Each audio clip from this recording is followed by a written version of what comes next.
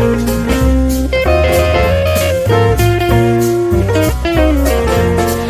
know how common this question has become. You and I both understand, you and I both know it that it's not at all important to get married at 25.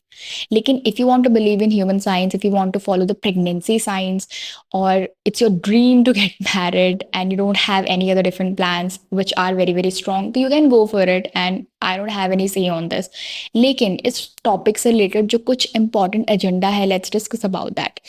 I personally have realized, not believe, I have realized is that marriage is a deeply personal decision. And there's no debate about it. You know, there's a certain age number which is decided for men and women both, जिसके बाद हम adult घोषित कर दिए जाते हैं. The people need to understand, respect and accept this fact that कि विवाह एक व्यक्तिगत निर्णय है. क्योंकि जिन भी रीजंस की वजह से शादी की जाती है, it's not at all important कि सभी उन रीजंस में इंटरेस्टेड हो.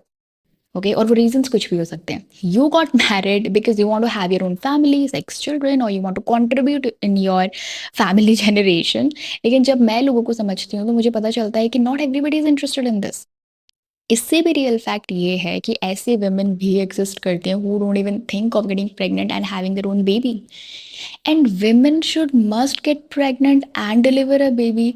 इसमें सबके अपने अपने एक विचार हो सकते हैं. You can use my comment section two do that. लेकिन वो विचार कितने ज़्यादा एक्सेप्टेबल हैं और कितने एक्सेप्टेबल नहीं हैं वो तो सुनने के बाद पता चलेंगे. यू नो, मेरी एक बहुत इंपॉर्टेंट कॉन्वर्जेशन हुई थी मेरी अपनी ट्यूशन टीचर के साथ when I was in 9th और 10th standard I guess. That time तो आई सेड कि oh okay.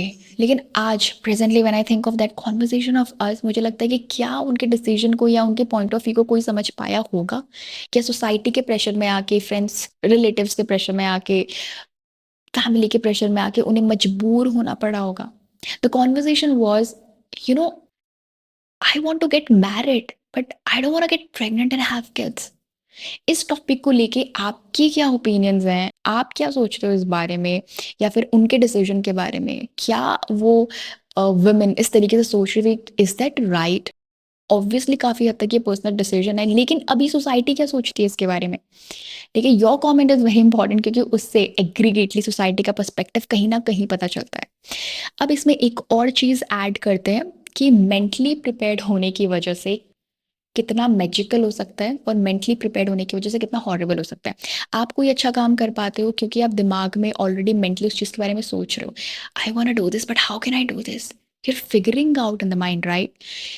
In the same way आप किसी इविल मेंटालिटी वाली चीज़ को अंजाम दे पाते हो क्योंकि आप उस सिचुएशन को ऑलरेडी मेंटली अपने दिमाग में मैप कर रहे हो.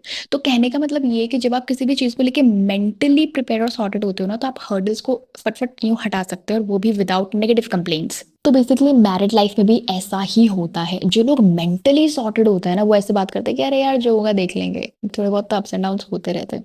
लेकिन जो मेंटली सॉर्टेड नहीं है, अभी भी कंफ्यूज्ड हैं, वो ऐसा सोचते हैं कि यार पता नहीं क्या होगा, कैसे होगा, राइट? तो अगर आप और थोड़ा सा इसको डीपली स्टडी करोगे तो कंफ्यूजन दोनों के साथ है, प्रॉब्लम दोनों के साथ हो रही है, लेकिन जो मेंटली सॉर्टेड होगा वो सोल्यूशन ओरिएंटेड ज़्यादा होगा, और जो मेंटली सॉर्टेड नहीं होगा उसको हर चीज़ से प्रॉब्लम होगी और आती रहेगी क्योंकि अभी वो मेंटली प्रिपेयर्ड नहीं हो सिचुएशन के लिए. तो they will always feel like no, this is not my comfort zone and I have to get out of it as soon as I can. तो no matter what you do in life, it's extremely important कि आप mentally prepared हो. Let the people sit and convince you for what are you doing, it's so rich, get married. But you should know from inside, from internally, that when that right time and age is. और ये as और time सबका अलग अलग हो सकता है. Except this, men and women both. Guys, please, if you are 25 and you feel like yeah, I am okay, I'm sorted, I'm mentally prepared for getting married, please go for it. And if you don't feel like that, please have that power and straightforwardness to let your loved ones know that what's the reason of saying no. Give that explanation to your loved ones, not everybody, okay? That what's the reason of saying no. Make sure you do that with right manner, with the right choice of words and actions, because when you do everything right, everybody will fall inclined towards you, and that's all we wanted. So see you in the next video.